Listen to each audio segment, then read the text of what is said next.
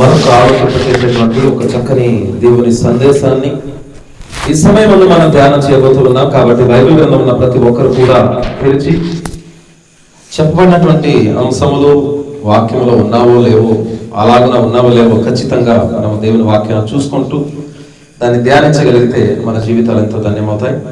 కాబట్టి పిల్లారా, ఈ రోజున దేవుని యొక్క సృష్టిలో ఉన్నటువంటి ప్రతి ఈవిని అనుభవిస్తూ దేవుని యొక్క సృష్టిలో ఉన్నటువంటి ప్రతి ఒక్క సామగ్రిని, లేకపోతే దేవుడు తయారు చేసినటువంటి ఈ యొక్క సృష్టి యావత్తును మానవ మనుగడ కొరకు ఏవైతే అవసరమై ఉన్నాయో అవన్నీ అనుభవిస్తూ దేవుని ఏమాత్రం కూడా మనసును పెట్టుకోకుండా, దేవుణ్ణి ఏమాత్రం కూడా ఆరాధించకుండా, దేవుణ్ణి కొనియాడకుండా, దేవుణ్ణి ఘనపరచకుండా, దేవుని నామాన్ని మహిమపరచకుండా మరి అనుభవిస్తూనే ఉంటూ దేవుణ్ణి మాత్రం పక్కకు తోస్తున్నటువంటి వ్యక్తులు చాలా మంది ఈరోజు ప్రపంచవ్యాప్తంగా కనబడుతూనే ఉన్నారు.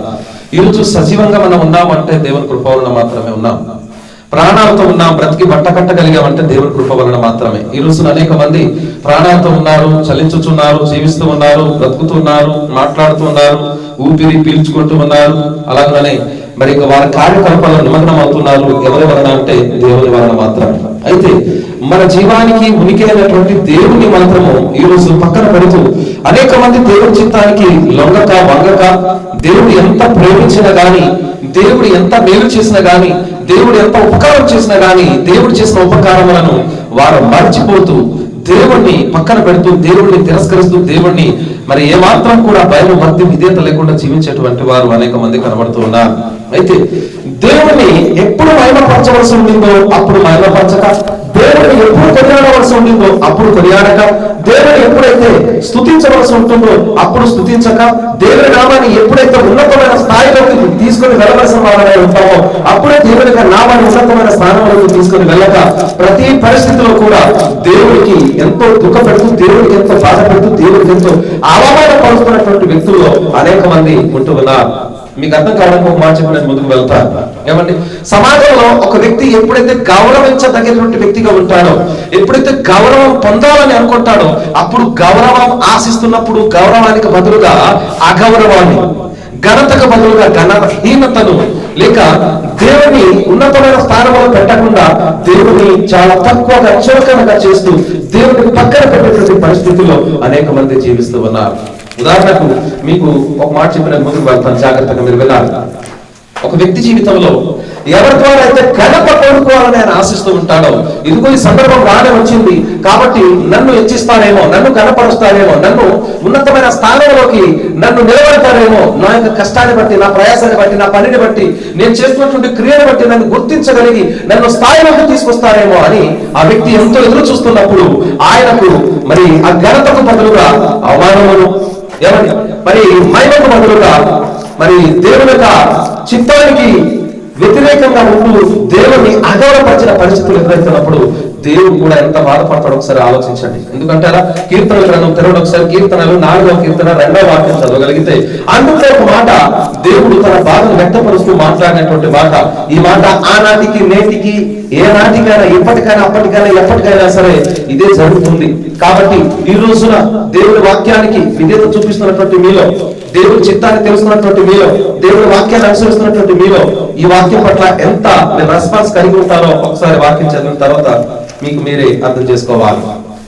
కీర్తన గ్రంథము Psalms 4:2 అందులో చెప్తున్నా, 4వ కీర్తన 2వ వాక్యం, నరులారా ఎంతకాలం నా గౌరవమును అవమానపరచెదరు అంటూ ఉన్నాడు. చూడండి, నరులారా ఎంతకాలం నా గౌరవమును అవమానముగా మార్చెదరు, ఎంతకాలము వ్యర్థమైన వాటిని ప్రేమించెదరు, ఎంతకాలము అబద్ధమైన వాటిని వెలిగెదరు అని అంటూ ఉన్నారు. చాలా జాగ్రత్తగా వినాలి. మీరు నరులందరితో మాట్లాడుతున్న దేవుడు ఒక్కరితో ఇద్దరితో కాదండి, స్త్రీలతో, పురుషులతో, భూలోకంలో మనిషిగా పుట్టిన ప్రతి ఒక్కరితో మాట్లాడుతున్నటువంటి మాటలు. నరులారా, నరులారా, నారులారా అంటే మానవ సంతతిని దేవుడు చెప్పినటువంటి మాటలు. కాబట్టి మీరు బాగా అర్థం చేసుకోగలిగితే దేవుడు ఎంతో బాధతో చెప్తున్నటువంటి మాటలు. కాబట్టి నరులైనటువంటి మీరు ఎంతకాలం నా యొక్క గౌరవమును అంటున్నారు. చూడండి, అవమానముగా మార్చెదరు. ఎన్నో సందర్భాల్లో నీ యొక్క క్రియల వల్ల దేవునికి అగౌరవం వచ్చింది. ఎన్నోసార్లు నీ యొక్క ప్రవర్తన తీరు వలన దేవునికి మహిమ రావాల్సి పోయి దేవునికి సిగ్గు అవమానం కలిగింది. దేవుని నామానికి ఎంతగానో మరి చులకన చేయబడినటువంటి పరిస్థితి ఎదురవుతున్నది. మరి ఈ రోజున మీరు ఎలా ఉన్నారో ఒకసారి మిమ్మల్ని పరిశీలన చేసుకోవాలండి. చూడండి, దేవుడు తన వాక్యంలో ఏం మాట్లాడుతూ ఉన్నాడు. మరి మీ వాక్యాలు కనుక చూడగలిగితే అక్కడ చెప్తున్నారు. చూడండి, మనము భాషలు చదివితే ఏ మనుష్య సంతానములో కెంతకాలం మొహోలో గౌరవో ఉపమానలే పొరిమతో హెబో కెంతకాలం తుండెమని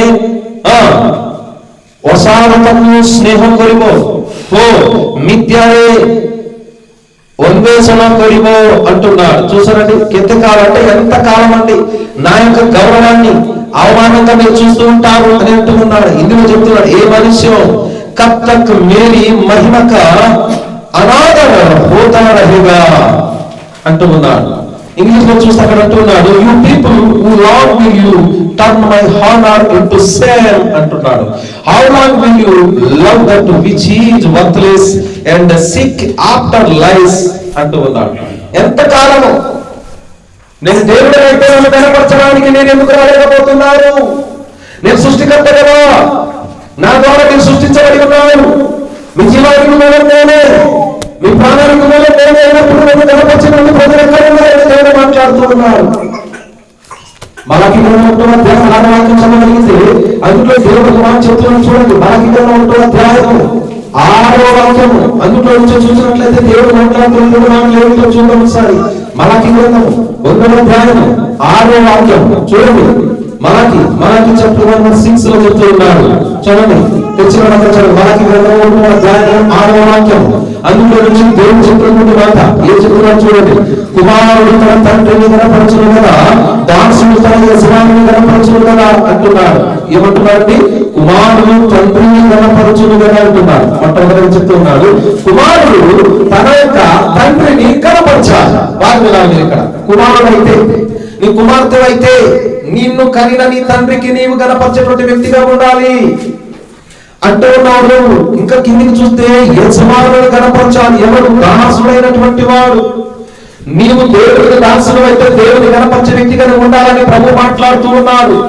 నువ్వు దేవుడికి కుమారుడు అయితే నీ తండ్రి అయినటువంటి దేవుడికి కనపరిచేటువంటి వ్యక్తిగా ఉండాలి అంటూ ఉన్నారు. చూడండి, కిందికి చూస్తే నా నామమును నిర్లక్ష్య పెట్టి ఆదుకురారా, నేను తండ్రినైతే నాకు రావాల్సిన ఘనత ఏమాయను, నేను యజమానుడైతే నాకు భయపడవాడు ఎక్కడ ఉన్నాడు అని సైన్యములకు అధిపతి యెహోవా ఉన్నాడు కూడా ఏమి చేసి నీ నామమును నిర్లక్ష్య పెట్టిందని మీరందరూ అని అంటున్నాడు. ఇక్కడ చూడండి ఏమంటాడండి, నేను యజమానుడైతే నాకు రావాల్సినటువంటి ఘనత ఏది అంటున్నాడు. నేను తండ్రినైతే నాకు రావాల్సిన ఘనత ఏమైంది అంటున్నాడు. తండ్రిగా నువ్వు గుర్తిస్తున్నావు. ఈ రోజు ఎంతమంది బిడ్డలైనటువంటి వారు ఉన్నారు? ఈ రోజు ఒక శరీర ఆకారం ఈ భూలోకము నీకు కలిగిందంటే తండ్రి బట్టియే. హలో, బాగా వినాలి. ఈ రోజు భూలోకంలో ఒక స్త్రీ గాను, ఒక పురుషుడు గాను, ఒక అబ్బాయి గాను, ఒక అమ్మాయి గాను పుట్టావంటే నిన్ను పుట్టించినటువంటి ఒక వ్యక్తి ఉన్నాడు. ఆయన ద్వారా ఈ లోకంలో నీ ఒక రూపాన్ని దాల్చుకుని వచ్చావు. నేను చాలా సార్లు చెప్తూ ఉంటాను, తండ్రి ఉండమంటే తల్లి వచ్చింది. తల్లి ఉంటే బిడ్డలు రాలేదు. తండ్రి ద్వారా తల్లిలో ప్రవేశించి తల్లి యొక్క గర్భాన్ని వాడుకున్న తర్వాత ఒక ఆకారాన్ని దాల్చి ఏమైంది? ఒక అబ్బాయి గానో, ఒక అమ్మాయి గానో, లేకపోతే ఒక కుమారుడు గానో, కుమార్తె గానో ఈ భూలోకానికి రావడం జరిగింది. కాబట్టి నీ పుట్టుకకు మూలం ఎవరంటే తండ్రి. ఎవరండి చెప్పండి? నీ పుట్టుకకు మూలం ఎవరు?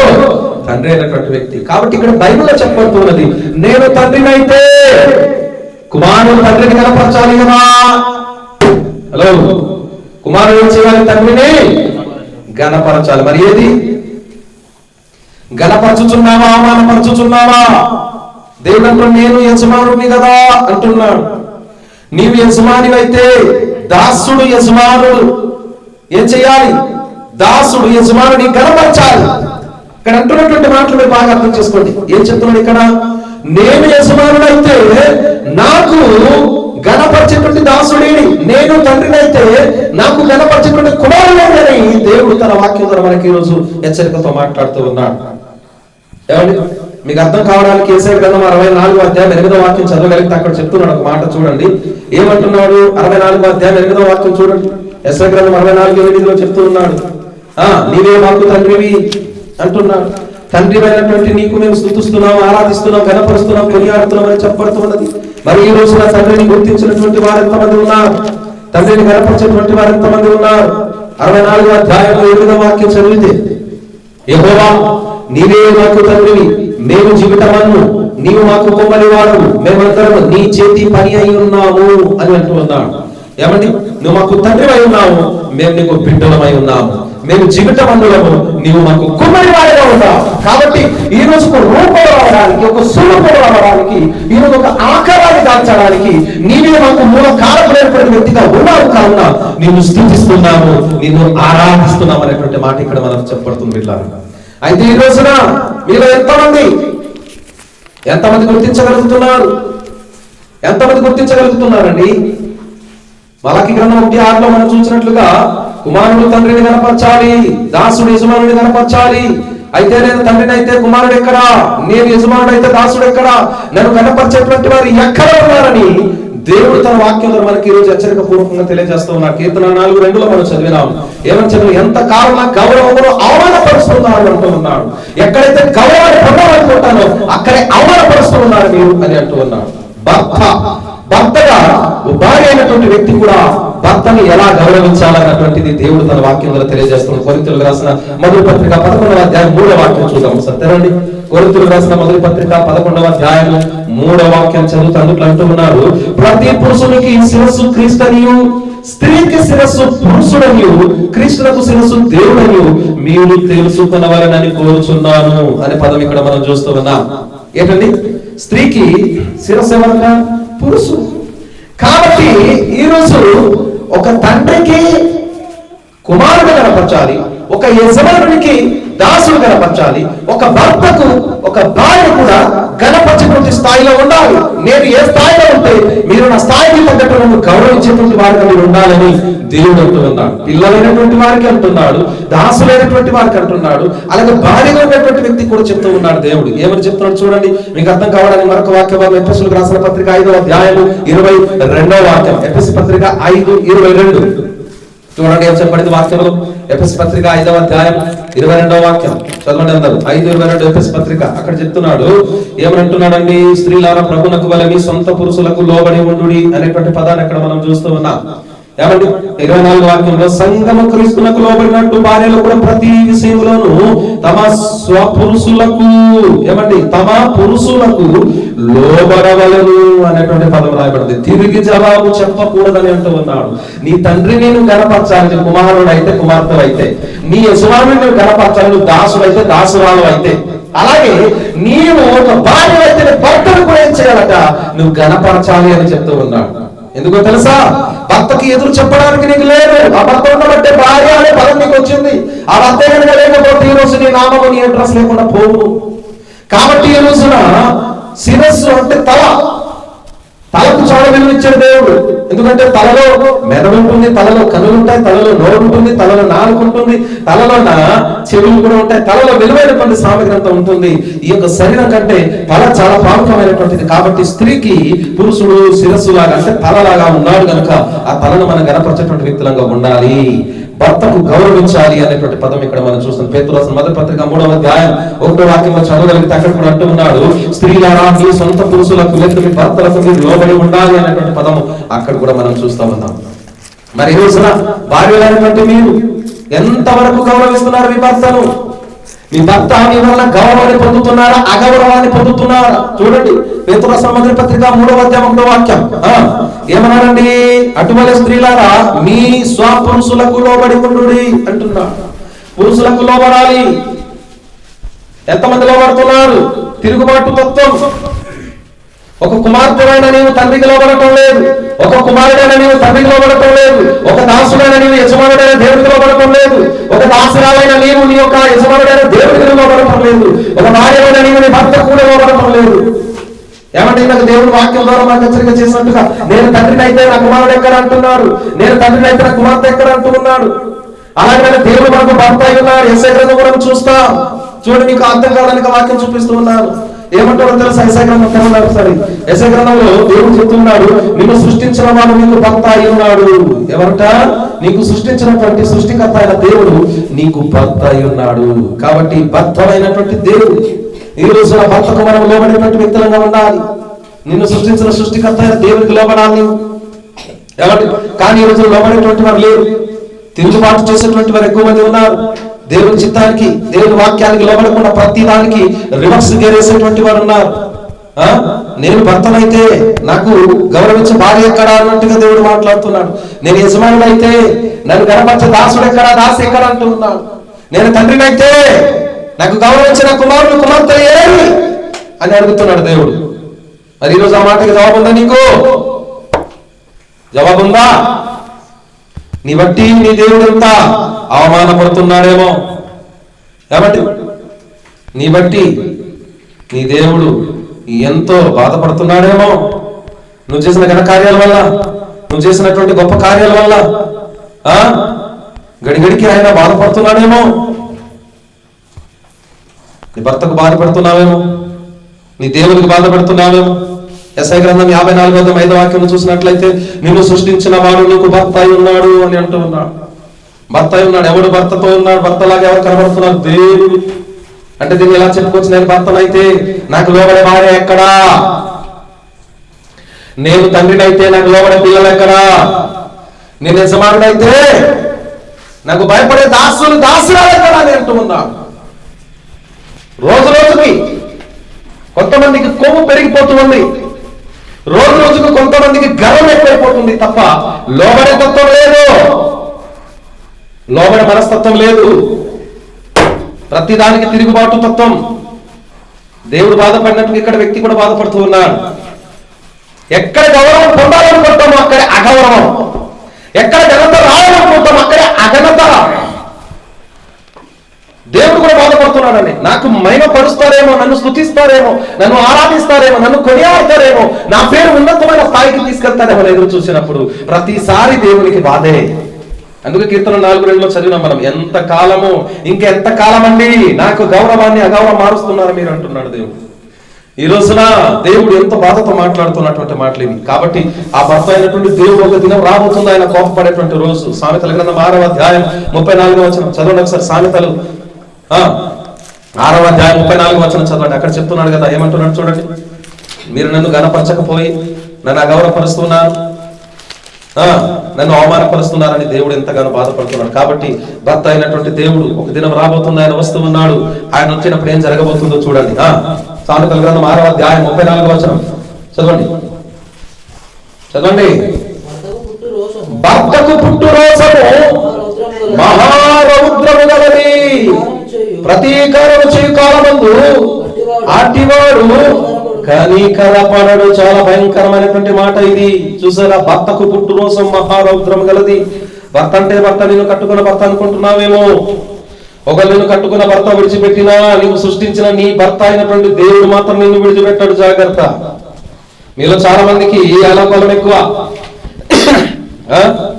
కొంతమందికి భర్త విలువ తెలియదు, కొంతమందికి భర్త ఏ స్థాయిలో చూడాలో తెలియదు. ఏమంటే నీకు సృష్టించిన వాడు నీకు భర్త ఉన్నాడు. యెషయా గ్రంథంలో మనం చదివినాం ఇప్పుడు. కాబట్టి నువ్వు సృష్టించిన సృష్టికర్త నీకు భర్త వల్ల కనబడుతున్నాడు అనేటువంటి పదాన్ని మనం చూసాం. కాబట్టి భర్తకు పుట్టు రోషం మహారౌద్రము కలది, ప్రతీకారం చేయ కాలమందు అట్టివాడు కనికరపడడు. ప్రాయచిత్తం ఏమైనా నీవు చేసినను వాడు లక్ష్య పెట్టాడు. ఎంత గొప్ప బహుమానములు నీవిచ్చినను వాడు ఒప్పుకొనడు. ఒక దినం రాబోతుంది, భర్త వలన నీకు శిక్ష విధించబడుతుంది. జాగ్రత్త. కన్న తండ్రి పిల్లలను నాశనం చేయడం చూస్తున్నారా మీరు ఎప్పుడైనా? తన రక్తాన్ని పంచి కనినటువంటి తండ్రి పిల్లలను నశింప చేయడానికి కోపంతో దిగి వచ్చినప్పుడు ఎలా ఉంటుంది చెప్పండి? ఏమండి? ఒకరోజు రాబోతుంది. కాబట్టి మీరందరూ భయపడండి, దేవుని వాక్యానికి లోబడండి. దేవుని వాక్యం ఎంతో తేటగా మనకు చెప్తున్నాడు. ఎందుకంటే స్త్రీకి కూడా హెచ్చరిక చేస్తున్నాడు దేవుడు, అలాగే పిల్లలకు హెచ్చరిక చేస్తూ ఉన్నాడు, సంఘానికి హెచ్చరిక చేస్తున్నాడు, దాసులకు దాసురాలకు హెచ్చరిక చేస్తూ ఉన్నాడు. ఎందుకంటే దేవుని వాక్యంలో రాయబడిన తీసుకెళ్ళిన 16:45 వచనంలో పెనిమిటిని విడనాడి తల్లి వంటి దానవు నీవు అంటున్నాడు. పెనిమిటి అంటే భర్త, భర్తను పక్కన పెట్టి తిరుగుతున్నావు నీవు అంటున్నాడు. కాబట్టి నిన్ను పోలి నీ పిల్లలు తయారవుతారు అంటున్నాడు. తండ్రికి లెక్క లేకుండా తిరుగుతున్నారు కొద్దిమంది. తొందరలో గంట మోగుద్దు అనమాట. తొందరలో మోగొద్ది, తొందరపడకండి, తొందర వదన అన్నట్టు తొందరలోనే మీ జాతకాలన్నీ తేలుతాయి. కాబట్టి ఇక్కడ అంటూ ఉన్నాడు, నేను తండ్రినైతే నన్ను గణపరిచే కుమారుడు ఎక్కడా, కుమార్తె ఎక్కడా? నేను యజమానుడైతే నాకు భయపడే దాసుడు ఎక్కడ, దాసి ఎక్కడ? నేను దేవుడైతే నాకు భయపడే భక్తుడు, భక్తురాలు ఎక్కడ అని దేవుడు పిలుస్తూ ఉన్నాడు. అలాగే నేను భర్తనైతే నాకు భయపడే భార్య ఎక్కడ అని ప్రభు మాట్లాడుతూ ఉన్నాడు. మరి ఈరోజు మీరు ఎలా ఉన్నారు? దేవునికి కోపము రేపక మీరు ఉండాలి. అందుకంటూ ఉన్నాడు ఇక్కడ ఇర్మీయా గ్రంథం 49:4 విశ్వాసఘాతకురాల అంటున్నాడు. నేను నిన్ను పెనిమిటినై ఉన్నాను, అయినా కానీ నా మాటను వినటం లేదు అని మాట్లాడుతున్నాడు దేవుడు. నేను వీళ్ళు కట్టుకున్న భర్తలైనప్పటికీ భర్త మాటను ధిక్కరించకుండా నీకు నచ్చినట్టు తిరుగుతున్నదానా, నీకు శిక్ష త్వరలో జరగబోతుంది, నువ్వు తట్టుకోగలవా అని దేవుడు మాట్లాడుతున్నటువంటి మాటలు ఉంది. ఇర్మీయా గ్రంథం 31:22 వాక్యంలో చూసినట్లయితే, ఎన్నాళ్ళు ఇటువంటి తిరుగుతున్నావు నీవు, నీ తిరిగిన తిరుగుడు చాలు, భర్తని అగౌరవపరిచింది చాలు, భర్తని అవమానపరిచింది చాలు, ఇక నైనా ముందు తెచ్చుకొని భర్త ఎదుట నీవు లోబడి అడిగి మనకి తిరిగి జీవించాలని దేవుడు తన వాక్యం ద్వారా ఈరోజు మనకి హెచ్చరికతో మాట్లాడుతూ ఉన్నాడు. ఇర్మీయా గ్రంథం 31:32 వాక్యంలో చదవగలిగితే అక్కడ కూడా అంటూ ఉన్నాడు, విశ్వాసఘాతకురాలైన భార్యకు కఠినమైన శిక్ష దేవుడు విధించబోతున్నాడట. కాబట్టి నీ బట్టి నీ భర్త ఎంత గౌరవంగా ఉన్నాడా, నీ బట్టి నీ భర్త ఎంత ఘనహీనంగా ఉన్నాడా ఒక్కసారి నువ్వు ఆలోచన చేయి. నీ భర్త మాటకు విధేయత చూపిస్తున్నావా, భర్తకు తిరుగుబాటు చేస్తూ ఉన్నావా? ఒకసారి ఆలోచించుకో. ఇర్మీయా గ్రంథం 31:32 వాక్యం చదవగలుగుతాను. అంటున్నాడు, అది ఐగుప్తులో నుండి వారిని రప్పించుటకు నేను వారిని చేపట్టుకున్న దినమున వారి పితరులతో నేను చేసిన నిబంధన వంటిది కాదు, నేను వారి పెనిమిటినైనను వారు ఆ నిబంధనను భంగము చేసుకొని ఇదే యెహోవా వాక్కు అంటూ, నేను తనకు భర్త అయినా కూడా నా నిబంధనను భంగపరిచేసుకుంటున్నారు అంటున్నాడు. అర్థమవుతుంది మీకేమైనా? హలో, నేను నీకు భర్తగా ఉన్నాను కానీ భర్త అయినా నా మాటలు వినట్లేదు అంటున్నాడు. నేను నీకు తండ్రి ఉన్నాను, తండ్రి అయినా నా మాటలు వినట్లేదు అంటున్నాడు. నేను నీకు యజమానుడై ఉన్నాను, యజమానుడైనా నా మాటలు వినట్లేదు అంటున్నాడు. అంటే ఎన్ని విధాలుగా దేవుడు కనబడినా, ఒక దేవుడిగా కనబడినా, యజమానుడిగా కనబడినా, భర్తగా కనబడినా, తండ్రిగా కనబడినా, ఏమండి ఏ రీతిగా కనబడినా కూడా దేవుడికి ఇచ్చే ఘనత నీవు ఇవ్వటం లేదు. కావున అతి త్వరలో నీ మీదికి దేవుడి ఉగ్రత దిగిరాబోతుంది అని అంటూ ఉన్నాడు. కాబట్టి మీరెవరైనా సరే, ఎంతటి వారైనా సరే దేవుని వాక్యానికి లోబడండి. మీ స్థితి ఎలాంటిదైనా సరే, తండ్రిగా గౌరవిస్తున్నావా, యజమానుడిగా గౌరవిస్తున్నావా, దేవుడిగా గౌరవిస్తున్నావా?